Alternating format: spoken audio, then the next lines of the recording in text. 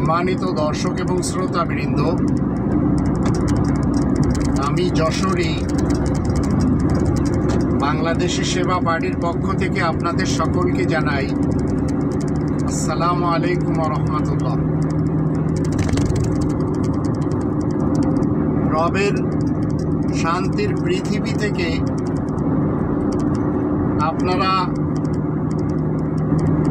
যারা আমাকে দেখছেন এবং শুনছেন, যদিও আমি গাড়ি চালাচ্ছি, সামনের অনেকগুলি জিনিস আপনারা দেখতে পাচ্ছেন এবং জার্মানের রোডের দুই সাইডে অনেক গাছগাছালা, অনেক জঙ্গল, আবার জঙ্গলের ভিতরে রয়েছে হরিণ, খরগোশ, আরও অন্যান্য প্রাণী এবং জায়গা জমিগুলি সব চাষাবাদ হয়েই চলেছে। এই মুহূর্তে সরিষার ক্ষেত, আবার ভুট্টার ক্ষেত, আবার কিছুদিন পরে গমের ক্ষেত, এগুলি কন্টিনিউ পুরা জার্মানে নজর আসে যেখানে আমরা যাই। আমি এখন ফ্র্যাঙ্কফurt থেকে সিংশাইমের রাস্তায় যাচ্ছি। আল্লাহ রাব্বুল আলামিনকে আমরা শুকরিয়া জানাই, আলহামদুলিল্লাহি রাব্বিল আলামিন, যে আল্লাহ আমাদেরকে 53 বছরের পর নতুন বাংলাদেশ উপঢৌকন দিয়েছেন। যে আল্লাহ আমাদেরকে স্বাধীনতার স্বাদ নেওয়ার জন্য, স্বাধীনতার যে আল্লাহ আমাদের সকলের জন্য রাস্তা তৈরি করে দিয়েছেন এবং সেই রাস্তায় চলে আমরা আমাদের দেশটিকে আবার স্বাধীনভাবে ফিরে পেলাম, তাতে আমরা সবসময় আল্লাহ তাআলার কৃতজ্ঞতা প্রকাশ করব। এটাই আল্লাহ তাআলার সাথে বাংলাদেশি সেবা পার্টির সেবক এবং সেবিকা আমরা যারা রয়েছি আমাদের অঙ্গীকার। আমরা এমন একজন ব্যক্তিকে দেশ পরিচালনার জন্য পেয়েছি যিনি আল্লাহ তাআলার ইসলামী কিংডমে ইসলামের উপরে নোবেল বিজয়ী, বিশ্ব শান্তিতে তিনি নোবেল পেয়েছেন। যদিও আমাদের দেশের অল্পবিদ্যা ভয়ঙ্কর যে শব্দটি আমরা শুনেছি, সেই শব্দ মতে আমরা এই ভয়ঙ্কর লোকদের পক্ষ থেকে কখনো পাবো না। তারা প্রফেসর নোবেল বিজয়ী ডক্টর মোহাম্মদ ইউনূসকে সম্মান দিচ্ছেন। মনে রাখবেন, অল্পবিদ্যা ভয়ঙ্কর এটি আমরা শুনেছি, কিন্তু 53 বছরের ইতিহাসে আমরা দেখলাম যারা নিজেদেরকে বেশি বিদ্যা বুদ্ধি এবং বুদ্ধিজীবী মনে করে তারা আরো বেশি ভয়ঙ্কর। এজন্য আপনাকে আমাকে আল্লাহ তাআলা শান্তির রাজ্যে শিক্ষিত হওয়ার চেয়ে মানুষ হওয়া বেশি জরুরি। ডক্টর মোহাম্মদ ইউনূসকে আমরা দেখি, তিনি সবসময় হাসেন, কখনো কপাল কুঁচকে যেতে আমরা দেখিনি। তার ভিতরে আমি যে বিশেষত্ব পেয়েছি, তাতে শতাব্দীর শ্রেষ্ঠ একজন ব্যক্তি হিসেবে আমি মেনে নিতে পারি। যদিও তার যখন রব্বানি সিস্টেমের বিপরীত কোনো কর্মকাণ্ড দেখব, তা আমি বাংলাদেশি সেবা পার্টির সেবক হয়ে প্রথমেই আওয়াজ উঠাবো ওনার বিরুদ্ধে। ওনার ভিতরে যে জিনিসটা দেখেছি সেটা হলো, আমরা যেমন মৃত মানুষের অভাব বুঝি, কিন্তু জীবিত মানুষের আর্তনাদ বুঝি না, ডক্টর মোহাম্মদ ইউনূস সেটি বোঝেন। আমি ইলিশ নিয়ে একটি ভিডিও করেছি যে ডক্টর মোহাম্মদ ইউনূসের সংস্পর্শে ভারতের গোয়েন্দা সংস্থা রয়ের কোনো এজেন্টরা এসে জায়গা দখল করেছে কিনা। পৃথিবীর ইতিহাসে আমরা কি দেখছি? দু পা বিশিষ্ট একটি প্রাণী মুরগি, এটি যদি রাজনৈতিক এবং ধর্মনিরপেক্ষ হিসেবে আমরা চিন্তা করি, তাহলে মুরগি হলো পৃথিবীর একমাত্র ধর্মনিরপেক্ষ খাবার। অপরদিকে আমাদের দেশের পদ্মার ইলিশ হইল পৃথিবীর একমাত্র রাজনৈতিক খাবার, যেটি নিয়ে আমাদের দেশে কুবুদ্ধিজীবীরা খুব কথা বলে। যারা অবৈধভাবে সম্পদ জমা করে এখন বসে বসে খাচ্ছেন, টক শোতে এসে টকবাজি করছেন, এরা এই ইস্যুটাকে নিয়ে খুব কথা বলছেন। মনে রাখবেন, বাংলাদেশি সেবা পার্টি কখনো এই ধরনের রাজনীতিতে বিশ্বাসী না। আমরা রবের শান্তির রাজ্যে যদি মুমিন এবং মুসলিম হতে পারি, তাহলে অবশ্যই আমরা শান্তি পাব। নইলে আমাদের মধ্যে যদি কেউ শিয়া মুসলমান হয়, কেউ সুন্নি মুসলমান হয়, কেউ কাদিয়ানি মুসলমান হয়, কেউ লামাজাবি মুসলমান হয়, কেউ সালাফি মুসলমান হয়, কেউ আহলে হাদিস মুসলমান হয়, কেউ জামাতুল মুসলিমিনের মুসলমান হয়, কেউ হিজবুত তাওহীদের মুসলমান হয়, কেউ হিজবুত তাহরীরের মুসলমান হয়, কেউ চরমনাপন্থী, দেওয়ানবাগপন্থী, আটরশিপন্থী, এই টাইপের হিফাজত, তাবলিগ, জামাত শিবির, এইসব পন্থী মার্কা যারা আমাদের দেশে মুসলমান সমাজ রয়েছে, আর সবচেয়ে বড় দুটি পার্টি হিসেবে যারা বিএনপি মার্কা মুসলমান রয়েছে এবং বিএএল বাল মার্কা মুসলমান যারা রয়েছে, মনে রাখবেন এদের অধিকদেরকে আমরা দেখতে পাচ্ছি, এরা সবাই জানে শূকরের মাংস খাওয়া যাবে না, কুকুরের মাংস খাওয়া যাবে না। কিন্তু এরা যখন যখন সুযোগ পেয়েছে তখন তখন অন্যের হক, দেশের মানুষের অধিকার হরণ করে সেই টাকা দিয়ে তারা কুকুরের মাংস এবং শূকরের মাংস যেমনটি হারাম, তদ্রূপ তারা ছাগলের, ভেড়ার, গরুর, মহিষের মাংস কিনে হারাম করে খাচ্ছে। এই হারামখোরেরা যতদিন এই দেশে থাকবে, এই হারামখোর মনে রাখবেন, এরা কখনো ডক্টর মোহাম্মদ ইউনূসের সাথে দিবে না। কারণ তিনি আমাদের দেশের গরিব মানুষের ক্ষুধার জ্বালা কিছুটা হলেও বুঝেন। আমাদের দেশের যারা পলিটিশিয়ান এবং দুর্নীতিবাজ, তাদের ব্যাপারেও ওনার অনেক ধারণা রয়েছে। আপনারা দেখলেন আমাদের দেশে এই ধর্মের হুজুর সমাজ, তারা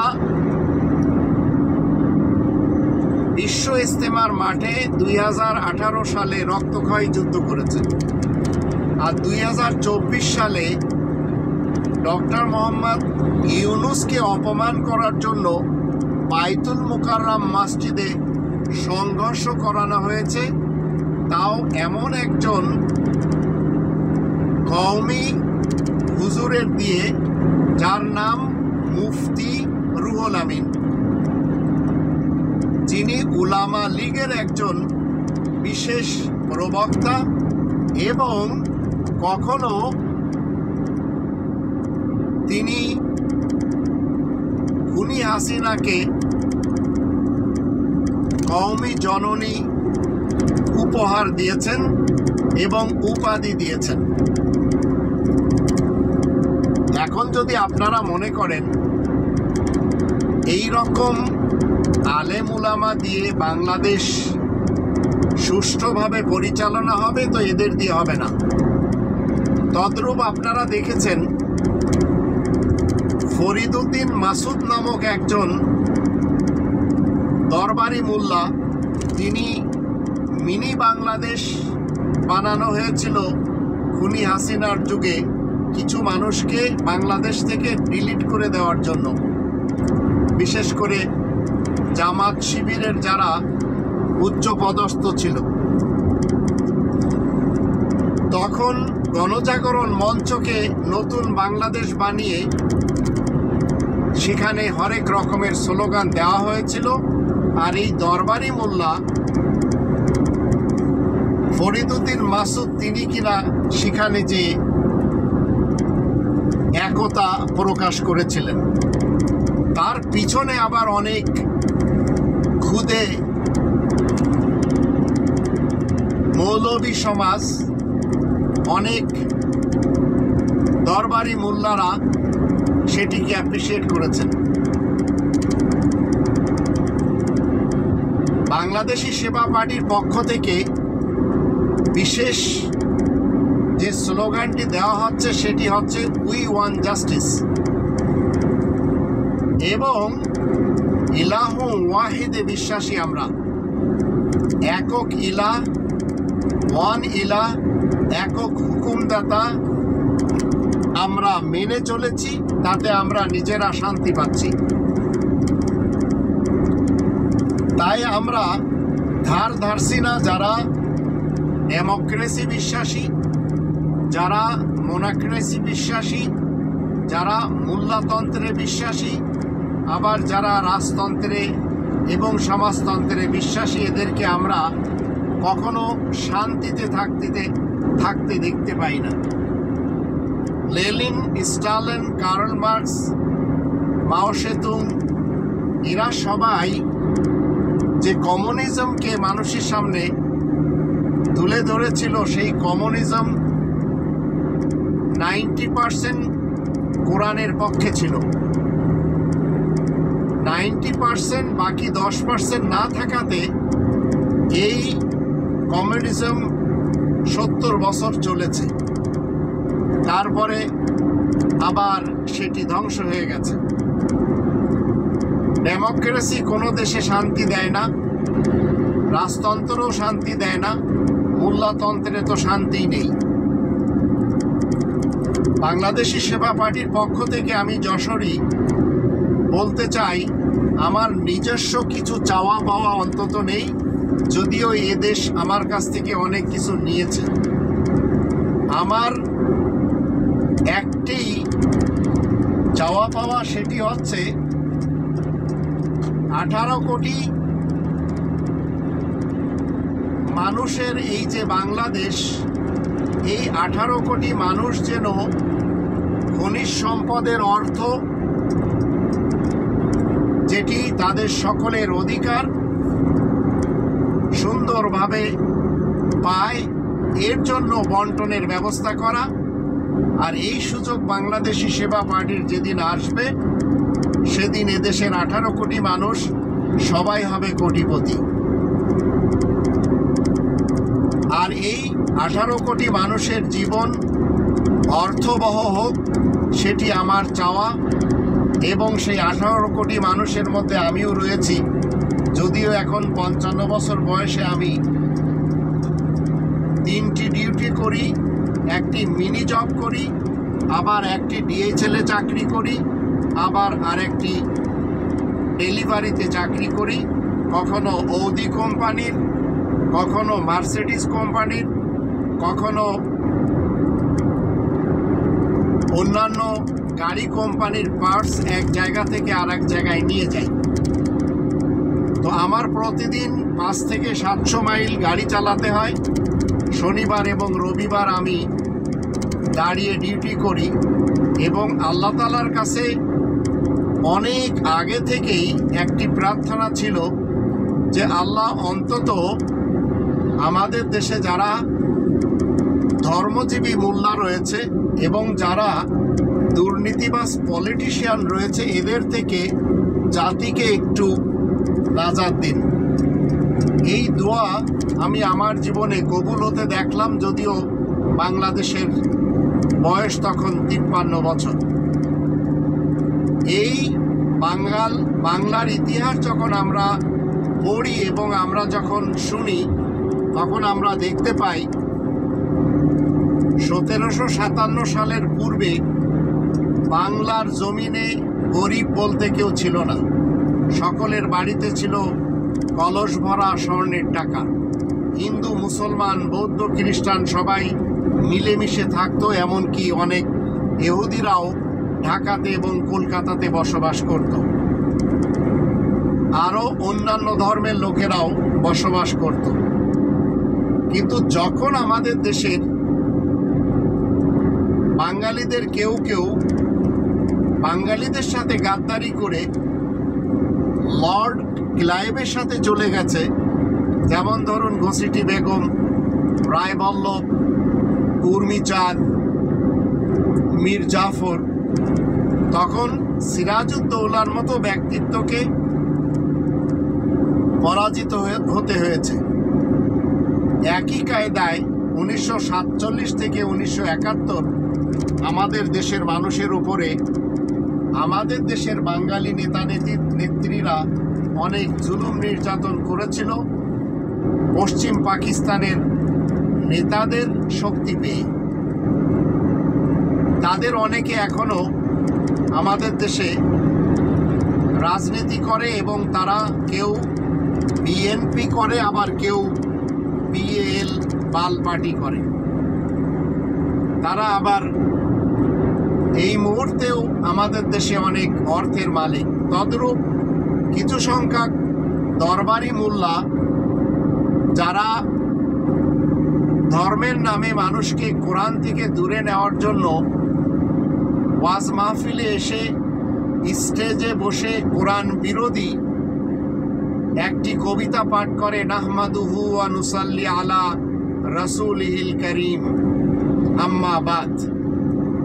এরপরে এরা জাতির সামনে এমন নাপাক কিছু কোরআন বিরোধী থট, কোরআন বিরোধী আমল, কোরআন বিরোধী খুতবা, কোরআন বিরোধী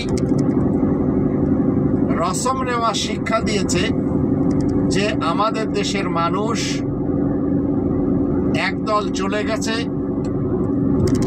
দুর্নীতিবাজ, দুষ্কৃতিকারী, ভ্রষ্টাচার এবং নৈরাজ্য সৃষ্টিকারী পলিটিশিয়ানদের পিছনে, আর একদল চলে গেছে ধর্মজীবী, আগুনখোর, মোল্লা, মৌলবী, পীর, বক্তা, হুজুর, জামানার ইমাম এদের পিছনে। আর খুনি হাসিনা বারবার 2041 একটি ভীষণ একটি স্বপ্ন জাতিকে দেখাই চলছিল। সেই স্বপ্নটা যদি আমরা এখন খুঁজে বের করি তাহলে আমরা বের করতে পারি এই জাতিকে খুনি হাসিনা যদি 2041 পর্যন্ত থাকতো তাহলে এই দেশের রাজধানী নতুন দিল্লি হয়ে যেত।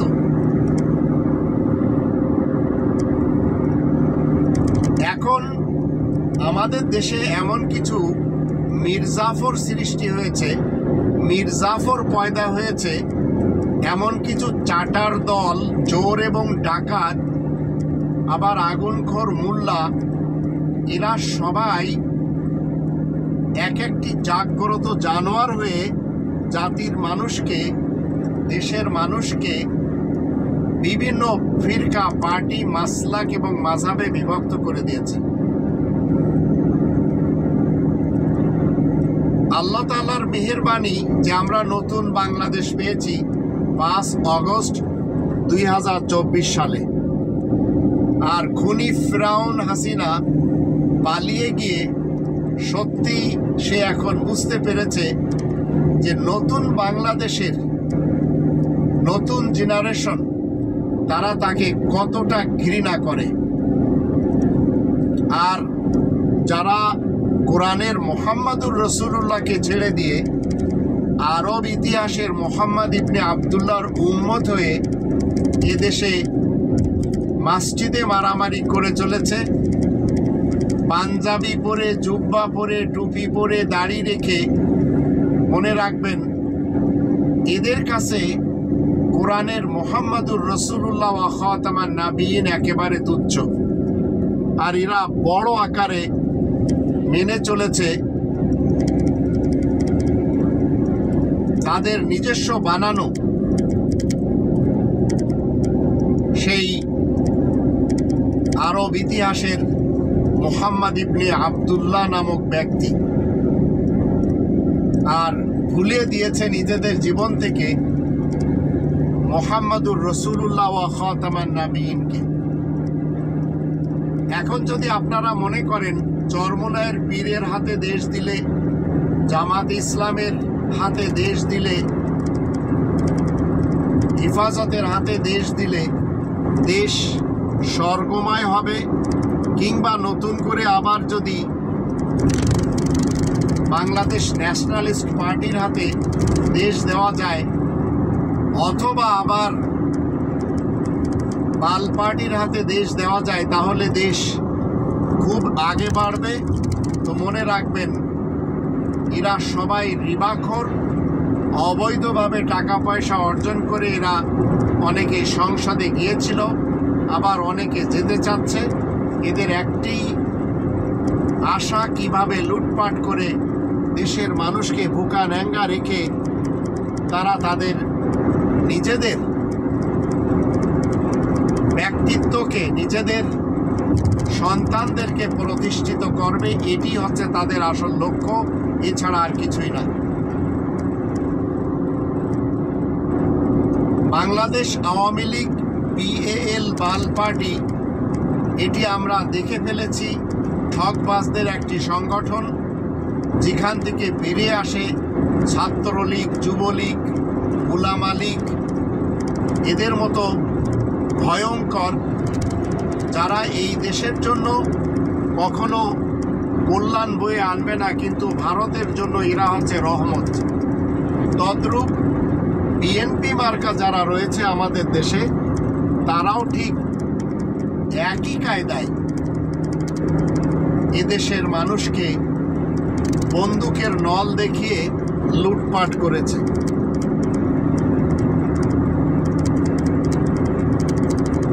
এখন আপনার আমার চিন্তা করার সময়, আপনার আমার এখন গবেষণা করার সময়, আপনার আমার এখন শিক্ষিত মানুষের সাথে দেওয়ার সময় এসে গেছে। তাই আসুন আমরা একটু কোরআন নিয়ে যখন গবেষণা করব, তখন আমরা জানতে পারবো এই যে ধর্মজীবী আগুনখোর মৌলবী সমাজ আমাদেরকে জান্নাতের এবং জাহান্নামের ভয় দেখিয়ে এবং আশা দেখিয়ে বিজনেস করে খাচ্ছে, এরা কতটাই কোরআন বিরোধী। এদের কাছে মসজিদে ইমামতি করা একটি পণ্য, এদের কাছে মসজিদে খতিবগিরি করা একটি পণ্য, এদের কাছে মসজিদে আজান দেওয়া একটি পণ্য।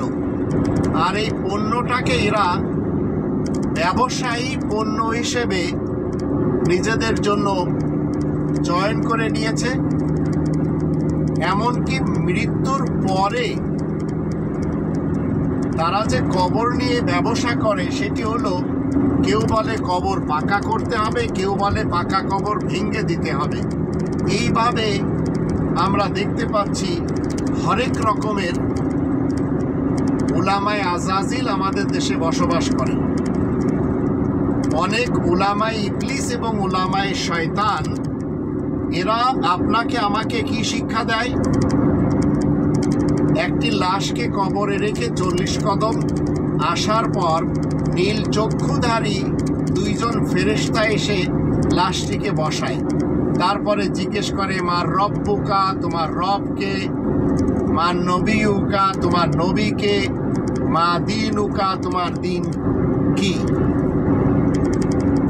এই যে মিথ্যা স্টেটমেন্ট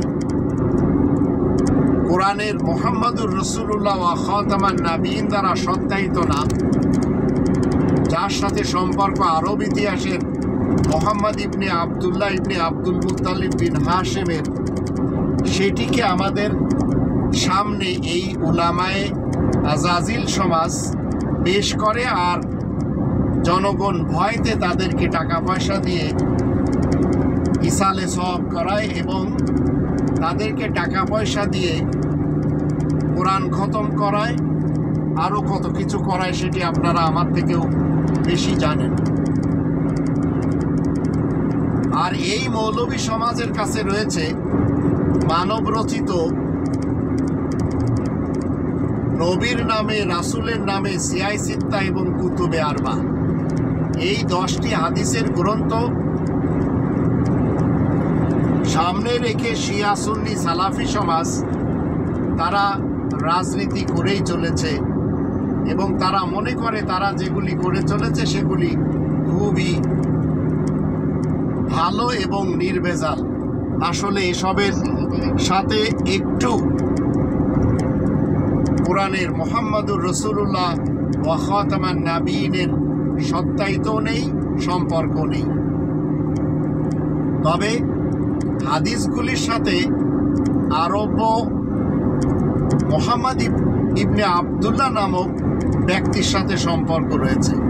তাই মনে রাখবেন, কোরআনের ইসলাম ভিন্ন জিনিস, আর আমাদের দেশে উলামা লীগ এবং উলামা দল, এদের দেখানো যে ধর্ম সেটি ভিন্ন জিনিস।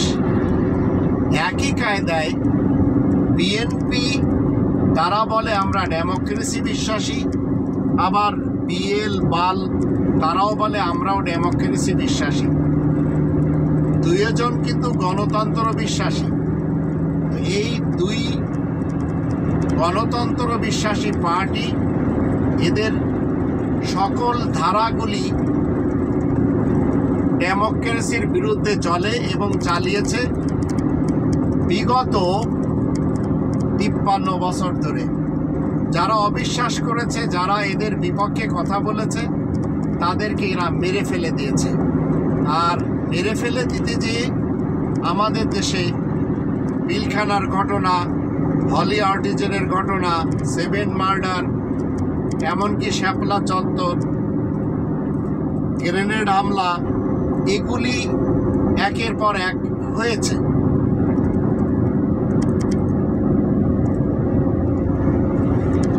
এখন দুর্নীতিবাজ পলিটিশিয়ান আর ধর্মজীবী মোল্লা, এই দুই শ্রেণীর লোকদেরকে যদি আপনি আমি আমাদের জীবন থেকে আলাদা না করতে পারি, আর ডক্টর মোহাম্মদ ইউনূস যেভাবে বলে চলেছেন যে আমরা হচ্ছি 18 কোটি মানুষের একটি সংসার, আমরা 18 কোটি মানুষের একটি ফ্যামিলি, একটি পরিবার, এখানে কেউ হিন্দু থাকবে, কেউ বৌদ্ধ থাকবে, কেউ খ্রিস্টান থাকবে, কেউ মুসলমান শিয়া, মুসলমান সুন্নি, মুসলমান সালাফি, মুসলমান কাদিয়ানীরা সবাই থাকবে। তাই বলে ঘৃণার এবং হিংসার রাজনীতি করা যাবে না, যেটি এই লার্জেস্ট দুটি পার্টি, বিএল বাল পার্টি এবং বিএনপি বাংলাদেশ ন্যাশনালিস্ট পার্টি, এরা 53 বছর ধরে করেছে এবং দেশের ওই সকল লোকদেরকে ডিলিট করে দিয়েছে, পরকালে পাঠিয়ে দিয়েছে যারা তাদের মতাদর্শের এবং যারা তাদের মতবাদের বিরুদ্ধে ছিল। আর ধর্মজীবী হুজুরদের যখন আমরা দেখি, তারা কিন্তু কোরআনকে মানে, কোরআনকে মানার ব্যাপারে তারা মুখের কথায় সোচ্চার এবং তারা বলে যে আমরা কোরআন পড়ি এবং আমরা যে সমস্ত ধর্মের খোয়ার মাদ্রাসা তৈরি করেছি সেখানে আমাদের ছোট ছোট সন্তানদেরকে কোরআন শিখাই, কারিয়ানা শিখাই, হাফিজ বানাই, কিন্তু তারা একটু চিন্তা করে না যে দেশের মানুষকে তারা কোনোভাবেও কোরআনের পথে ডাকেনি। এই গ্রন্থকে তারা পড়ে মনে করে সওয়াব হয়, তাই এই সওয়াব আবার বকশিশ করায় তারা টাকা কামায়।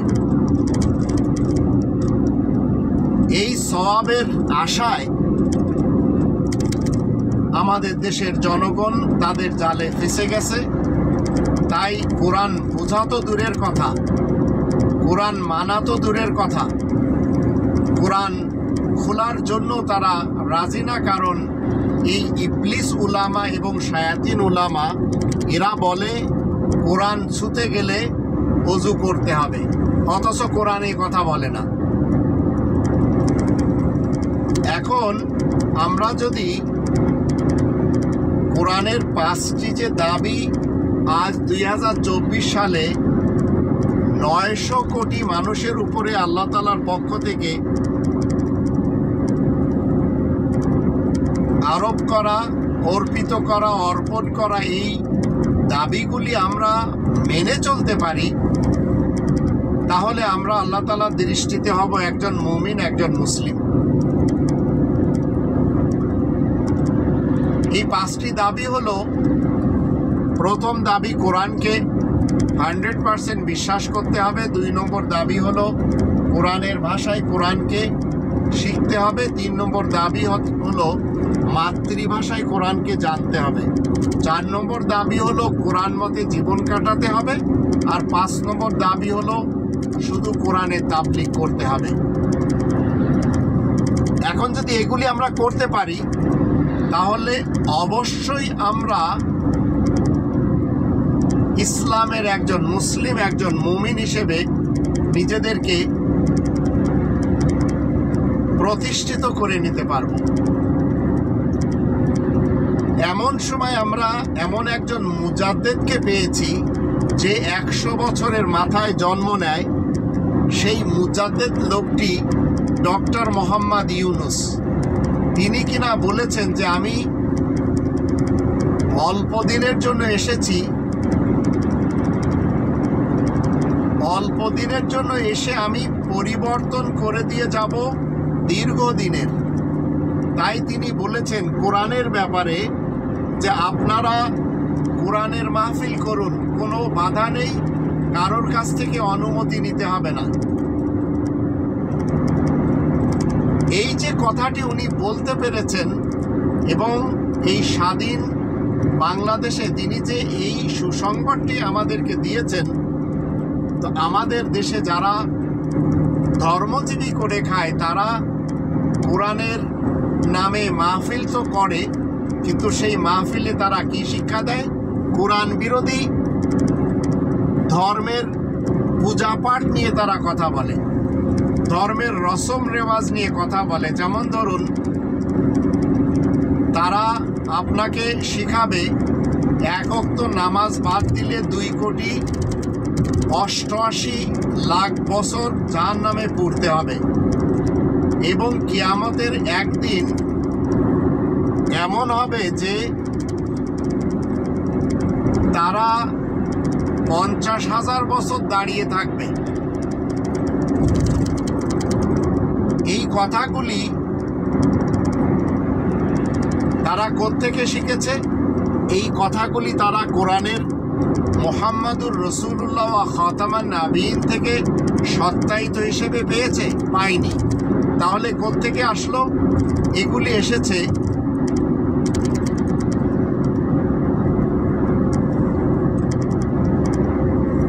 এমন এক জায়গা থেকে যেটি কিনা আরব ইতিহাসের একজন ঐতিহাসিক ব্যক্তি যার নাম মোহাম্মদ ইবনে আবদুল্লাহ, তার কাছ থেকে।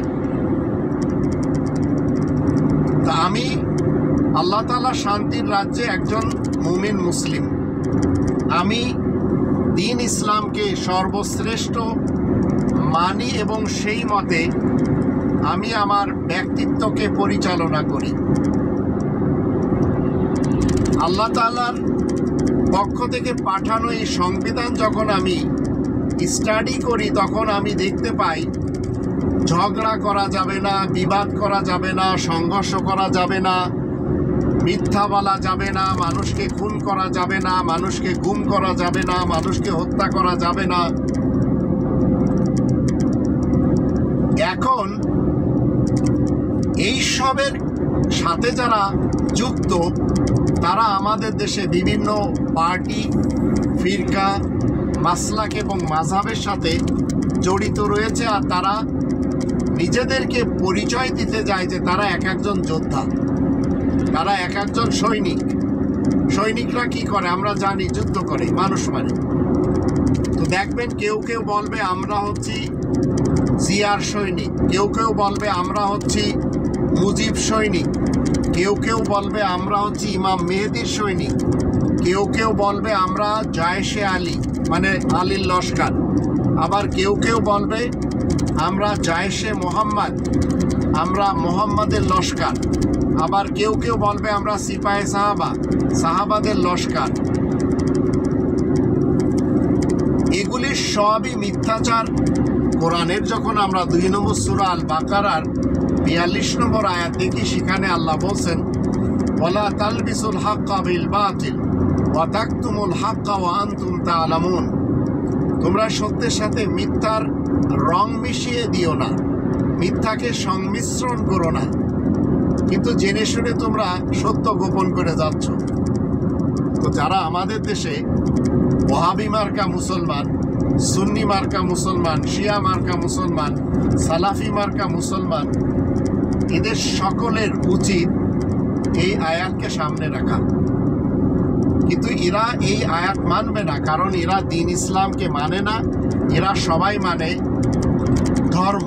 আর এদের দৃষ্টিতে ইসলাম একটি ধর্মের নাম, অথচ ইসলাম কোনো ধর্মের নাম নয়।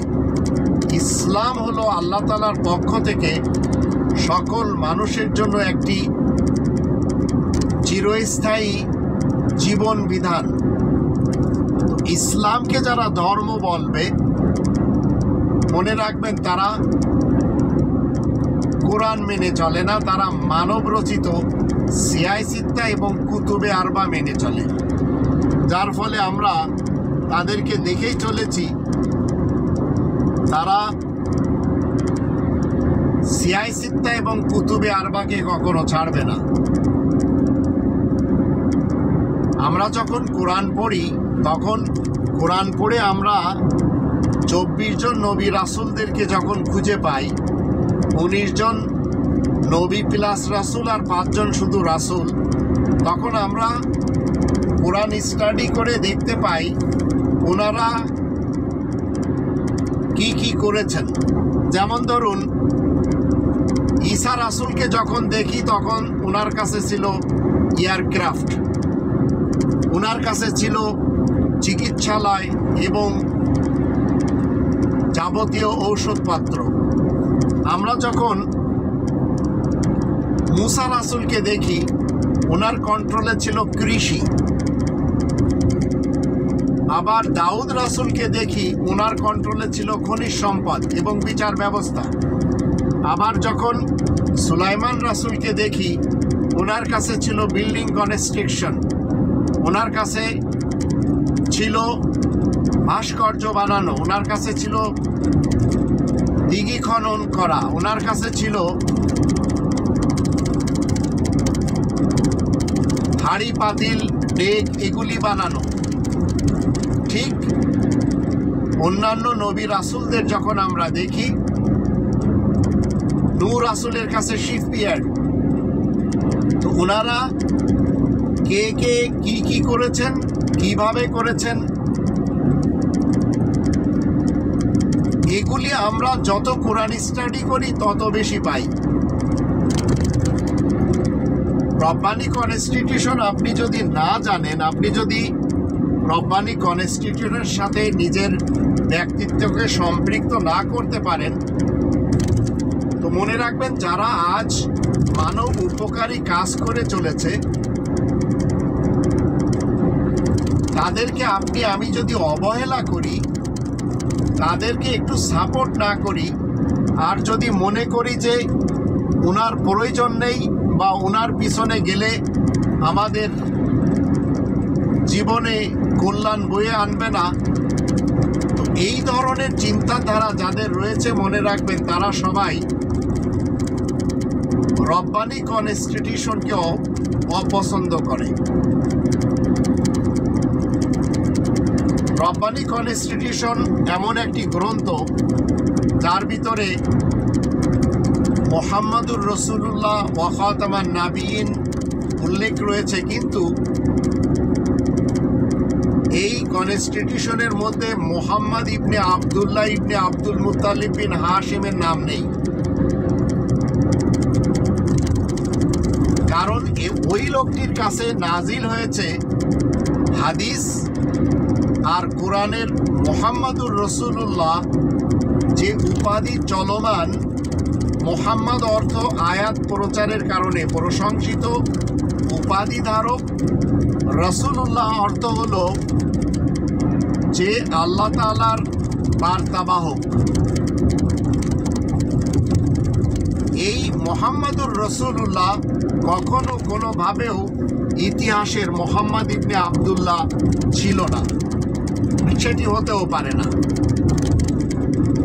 তো যারা আমরা রবের শান্তির রাজ্যে মুমিন এবং মুসলিম রয়েছি, আমরা কিন্তু 19 জন নবীদেরকে এবং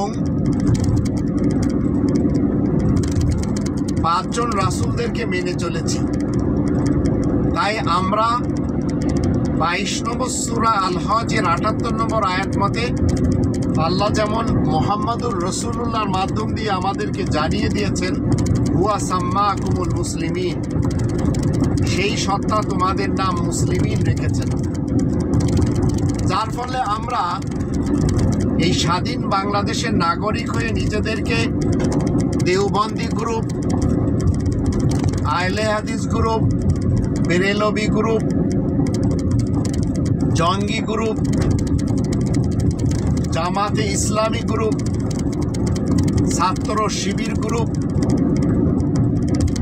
Tablighi Jamaat, Saad group, Zubair group, Ilias Akhtar group, কিংবা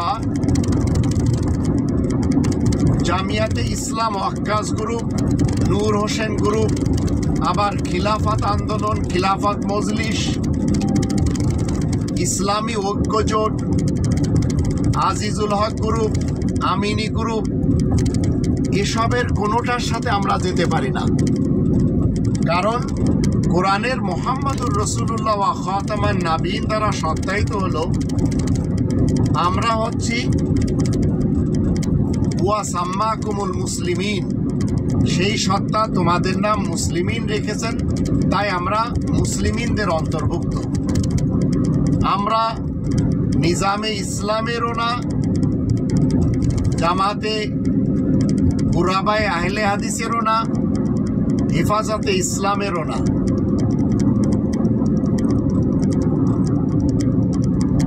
যারা জমিয়াতে আহলে হাদিস, মোহাম্মদিয়া আহলে হাদিস, যারা আহলে হাদিস আন্দোলন, যারা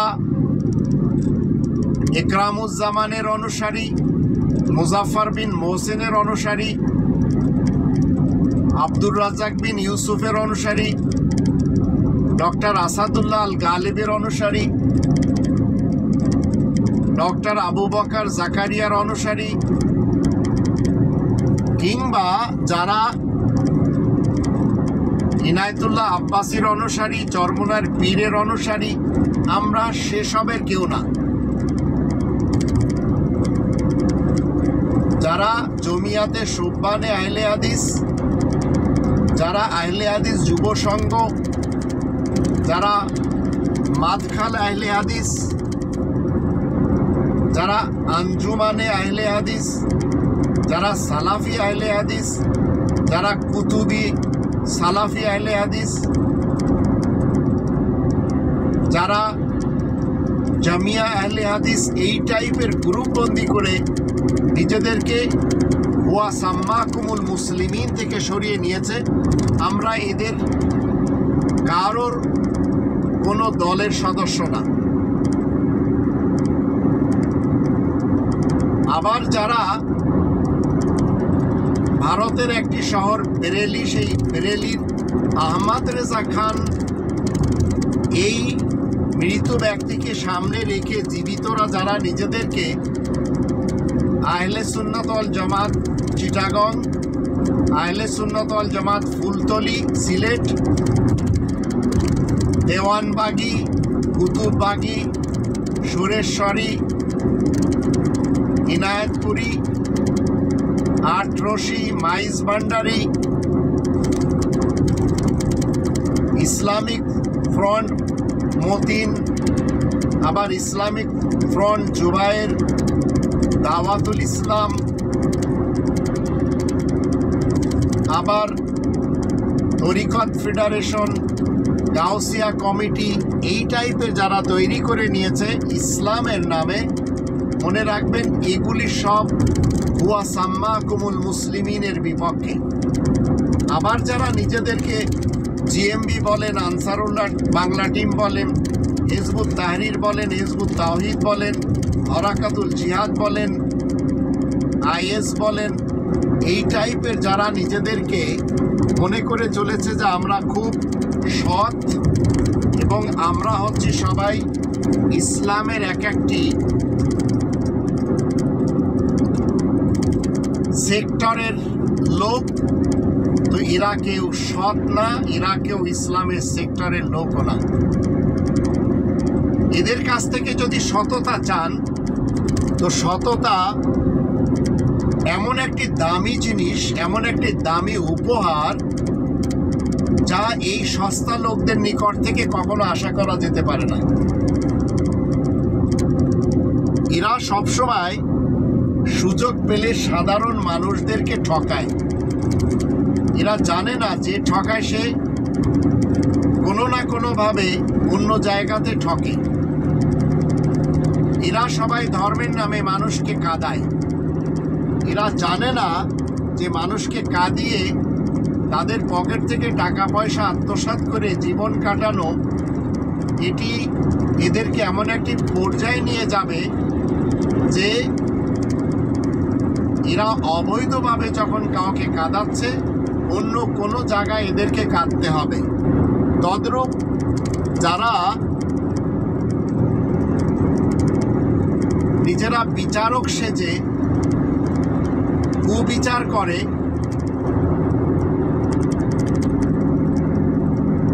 যারা উকালাতি করে, দুর্নীতিবাজদের পক্ষ নিয়ে, মনে রাখবেন এদের উপরেও একসময় আল্লাহ তাআলার পক্ষ থেকে গজব এসে পড়ে, যেটি আমরা জাস্টিস মানিকের ব্যাপারে, আবার দরবেশ বাবার ব্যাপারে দেখেই চলেছি।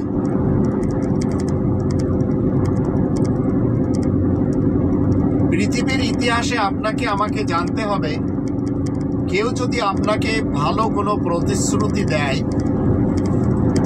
এবং সেই পথে যদি সে হাঁটে, তাহলে তার সাথে দিলে কখনো আমরা লসে যাব না।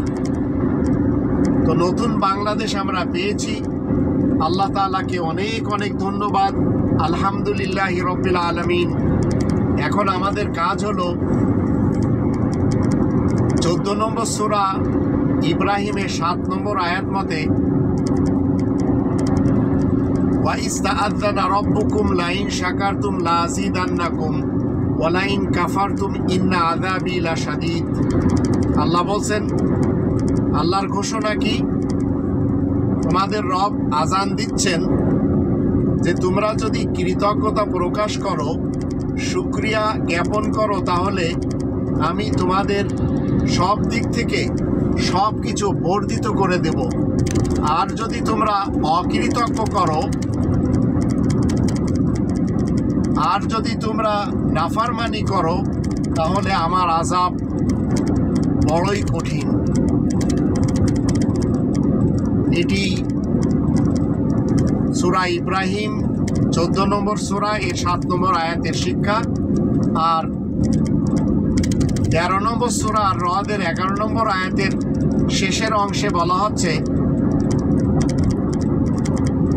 ইন্নাল্লাহা লা ইউগাইয়িরু মা বিকওমিন হাত্তা ইউগাইয়িরু মা বিআনফুসিহিম। আল্লাহ ওই জাতির ভাগ্য কখনো পরিবর্তন করেন না যে জাতি নিজেরা নিজেদের ভাগ্যকে পরিবর্তন না করবে। তো আমরা এই যে মুজাদ্দেদ, যে নতুনভাবে আমাদেরকে গড়ে নিতে চাচ্ছেন ডক্টর মোহাম্মদ ইউনূস, এই রকম ব্যক্তি 100 বছরেও জন্ম নেয় না। পৃথিবীর ইতিহাস যখন আজ আমরা দেখেই চলেছি, এই ব্যক্তিকে আমরা এতটাই সকলের দৃষ্টিতে গ্রহণযোগ্য পাচ্ছি, যেমন ভারতের ইতিহাসে আমরা 2 জন লোককে সকলের নিকট গ্রহণযোগ্য হিসেবে দেখেছি। একজন হলেন নেতাজি সুভাষচন্দ্র বসু, হিন্দু মুসলমান বৌদ্ধ খ্রিস্টান সকলের নিকট তিনি গ্রহণযোগ্য।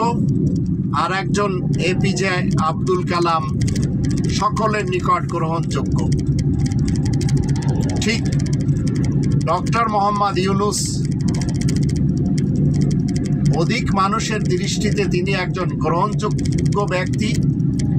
ইসলামের উপরে, শান্তির উপরে তিনি নোবেল প্রাইজ পেয়েছেন, এবং এই রকম একজন ব্যক্তি আমাদের এই স্বাধীন বাংলাদেশের প্রধান হিসেবে দায়িত্ব পালন করে চলেছেন।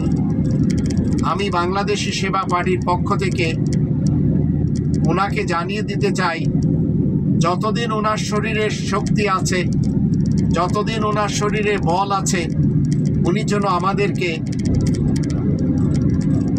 রব্বানি কনস্টিটিউশন মতে চালিয়ে নেন।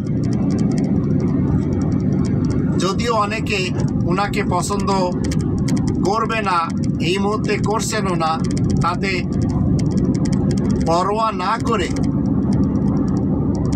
দেশের মানুষের জন্য, দেশের কল্যাণের জন্য তিনি কন্টিনিউ কাজ করে যান।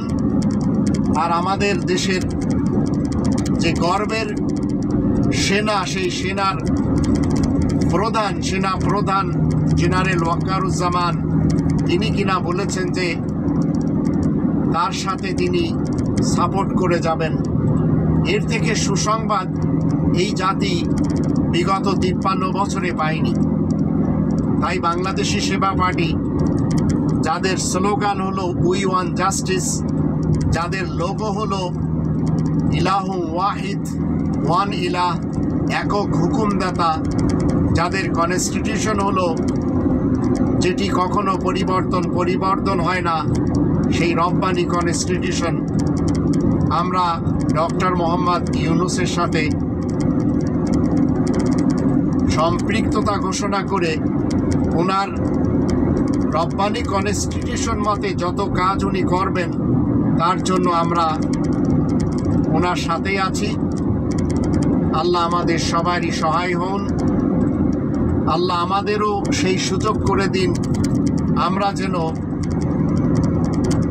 এদেশের খনিজ সম্পদের অর্থগুলি দেশের 18 কোটি মানুষের মাঝে সুষ্ঠুভাবে বন্টন করে দিয়ে সকলকে কোটিপতি হিসেবে দেখে এই পৃথিবী থেকে বিদায় নিতে পারি।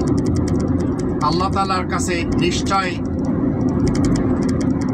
কোনো জিনিসের কমতি নেই। আমরা যে আশা করেছি, আর অতীতে আমি যেভাবে দোয়া করেছিলাম, সেই দোয়ার বরকতে, যদিও সেই দোয়া কবুল হতে 53 বছর লেগে গেছে,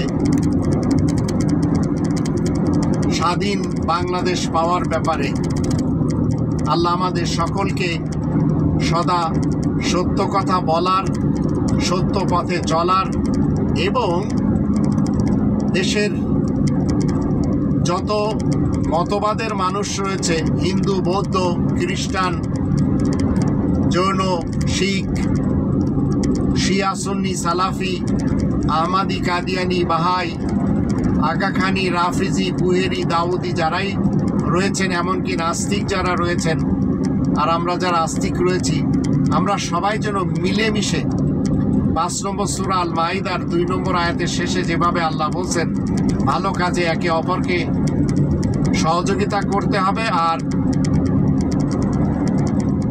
বিদ্রোহী কাজে এবং গুনাহের কাজে একে অপরকে সহযোগিতা করা যাবে না। তাই আসুন আমরা সবাই মিলেমিশে একটি সংসারে, একটি ফ্যামিলিতে ঐক্যবদ্ধভাবে ডক্টর মোহাম্মদ ইউনূসের কথাকে সাধুবাদ জানিয়ে আল্লাহ তাআলার বিধান মেনে চলি। ইনশাআল্লাহ কখনো আমাদের ক্ষয় হবে না জয় ছাড়া। আল্লাহ আমাদের সবারই সহায় হন। আমরা কোনোভাবেও যেন কখনো ভারত প্রেমী না হই, কখনো ওই সকল লোকদেরকে প্রেম না করি যারা দেশদ্রোহী করতে চেয়ে দেশের প্রত্যেকটি সেক্টরকে বিক্রি করে দিয়েছিল ভারতের হাতে। ওমা আলাইনা ইল্লাল বালাগুল মুবিন।